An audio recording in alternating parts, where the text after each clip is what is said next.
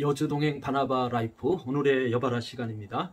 오늘도 예레미야 36장 1절에서 19절의 묵상의 말씀 나눔으로 듣고 돌이키면 용서하리라 라는 주제로 묵상 나눔 지금 출발하도록 하겠습니다. 먼저 본받아야 할 모본의 말씀입니다.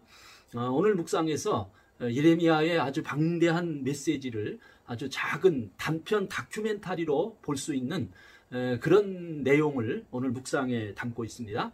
자, 먼저 1절과 2절 말씀이에요. 유다의 요시야 왕 아들 여호야김 4년에 여호와께로부터 예레미야에게 말씀이 임하니라. 이르시되 너는 두루마리 책을 가져다가 내가 네게 말하던 날 곧 요시야의 날부터 오늘까지 이스라엘과 유다와 모든 나라에게 대하여 내가 네게 일러준 모든 말을 거기에 기록하라. 유다 왕국의 개혁의 국왕인 요시야가 BC 609년에 애굽과의 무기또 전투에서 패하여 전사했습니다. 요시야 왕의 전사한 이후에 애굽에 의해 추대된 왕이 여호야김입니다. 그래서 여호야김은 친애굽 정책을 지금껏 선호하고 온 것입니다. 그런데 문제는 근동의 신흥 패자로 부상하는 바벨론이었습니다. 바벨론의 느부갓네살 왕은 지금 갈그미스 전투에서 애굽을 크게 물리쳤습니다. 그래서 이제 유대 나라는 바벨론에 대한 위기의식이 극대화되었고요. 결국 유대 나라는 지금 금식을 선포하며 초긴장 상태로 몰입해 있는 것입니다. 바로 이런 시점에 하나님은 예레미야에게 지난 20여 년간 유다와 열방들에게 대해 일러준 여호와의 말씀을 예레미야로 하여금 책에 기록하라 라고 말씀을 하고 있어요. 여호와께서 그 말씀을 기록하라 라고 하는 그것에는 분명한 목적이 있는 것입니다. 자, 3절입니다. 유다 가문이 내가 그들에게서 내리려 한 모든 재난을 듣고 각기 악한 길에서 돌이키리니 그리하면 내가 그 악과 죄를 용서하리라 하시니라. 분명한 말씀을 기록하는 목적이 있는 거죠. 그 목적을 정리해 보면은 먼저 첫째로는 경고하는 재난의 말씀을 그들에게 들려주기 위함이었습니다. 그리고 둘째로는 그들로 하여금 악한 길에서 돌이킴의 목적이 있는 것이고요. 그리고 세 번째로는 그러면 그들의 악과 죄를 용서하리라라는 목적이었습니다. 오늘 이 말씀을 기록하는 목적은 오늘 우리에게도 동일한 목적으로 기록된 말씀으로 우리에게 선포되는 것입니다. 그러므로 오늘의 우리는 기록된 이 말씀을 통해서 하나님의 말씀을, 하나님의 음성을 잘 듣고 그리고 잘못된 길을 돌이켜 회개하면 하나님은 여전히 오늘도 우리의 죄와 우리의 악을 용서하시는 분이십니다. 지금 이렇게 우리 주위에 전염병이 창궐하는 이 세상에서 특별히 우리는 하나님의 음성에 더 귀를 기울여야 될 것입니다.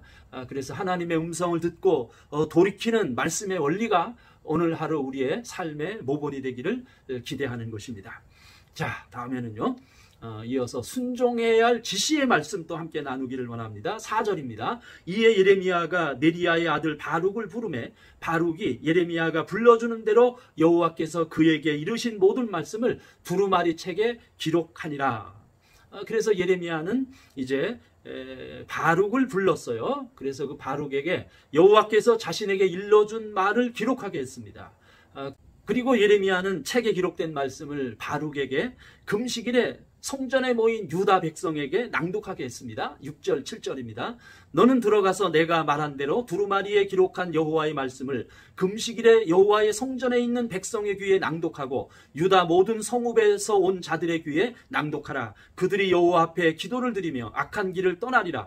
여호와께서 이 백성에 대하여 선포하신 노여움과 분이 크니라. 지금 유다의 국왕 여호야김이죠. 여호야김 왕과 모든 백성은 금식을 지키고 있습니다. 금식을 지키는 이유는 바벨론을 물리치기 위함 때문입니다. 바벨론을 물리치기 위해 하나님의 구원을 지금 금식으로 구하는 중입니다. 그러나 우리가 신중하게 알아야 할 것은 금식은 하나님의 권능을 내 편으로, 나를 위하는 편으로 끌어들이는 것이 결코 금식의 목적이 아닙니다. 오히려 금식은 하나님의 뜻과 마음으로 내가 돌이킴이 앞서져야 하는 것이 그것이 금식입니다. 그래서 바룩은 기록된 하나님의 말씀을 그대로 성전에 모여있는 유다 백성에게 전하면 되는 것입니다.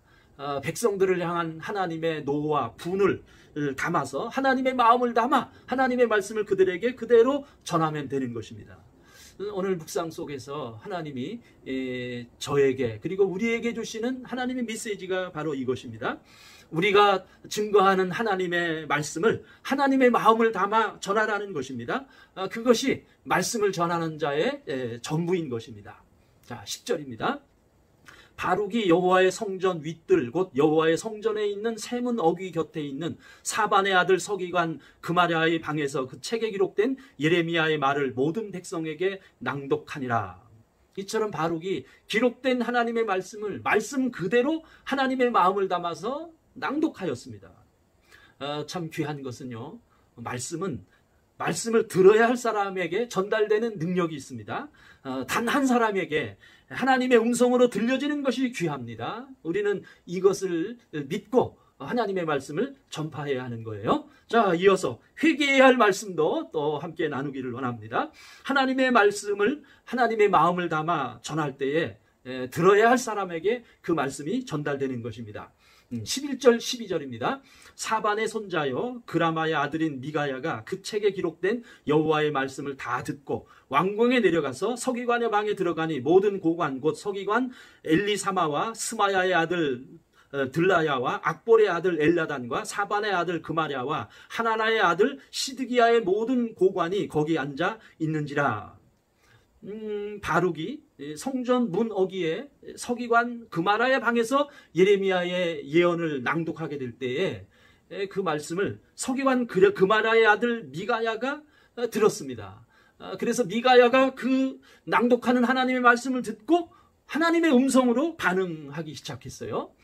그래서 여호와의 말씀을 듣고 이제 미가야는 반응했습니다. 그래서 들은 말씀을 자신의 삶과 유다 국가에 변화를 가져오는 말씀으로 그는 삼은 것입니다. 바로 이것이 회개죠. 우리에게 이 같은 말씀을 듣고 변화를 향한 영적인 행보, 이런 회개의 태도가 오늘 우리에게 요구되는 것입니다. 말씀에 대한 변화와 반응을 갖는 회개의 태도가 오늘 우리에게 있기를 기대하는 것입니다. 자, 한 가지 더 나누겠어요. 붙잡아야 할 약속의 말씀입니다.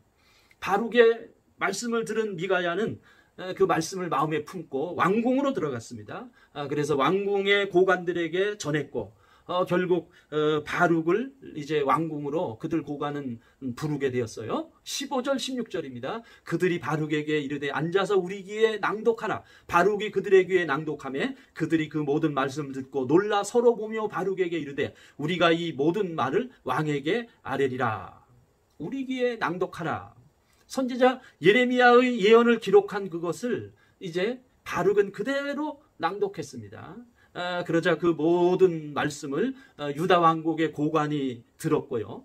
그리고 하나님의 말씀을 들은 유다 왕국의 고관들의 반응을 보세요. 그들의 반응이 무엇인가요?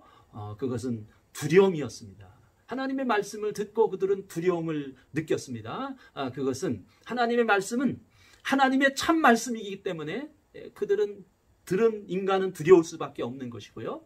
그리고 또 한 가지는 진리의 말씀 앞에 드러난 자신들의 죄악의 충격 때문에 그들은 두려워할 수밖에 없었던 것입니다. 이것이 말씀의 능력, 이것이 말씀의 권능인 것입니다. 살아있는 말씀의 능력이 여기에 있는 거예요. 자, 이어서 19절입니다. 이에 고관들이 바룩에게 이르되 너는 가서 예레미야와 함께 숨고 너희가 있는 곳을 사람에게 알리지 말라 하니라. 하나님의 말씀을 두려워한 고관들은 왕에게 아뢰기로 하였고요. 그리고 바룩과 예레미야로 숨어 있을 것을 권했습니다. 왜냐하면 그들 고관들은 유다 왕의 악행을 알았기 때문입니다. 결국은 그렇습니다. 하나님의 말씀은 진리이고 하나님의 말씀은 생명입니다. 그 안에 하나님의 마음이 담겨져 있습니다. 그래서 우리는 말씀을 듣고 돌이켜 반응하면 용서하시는 분이 바로 하나님이십니다.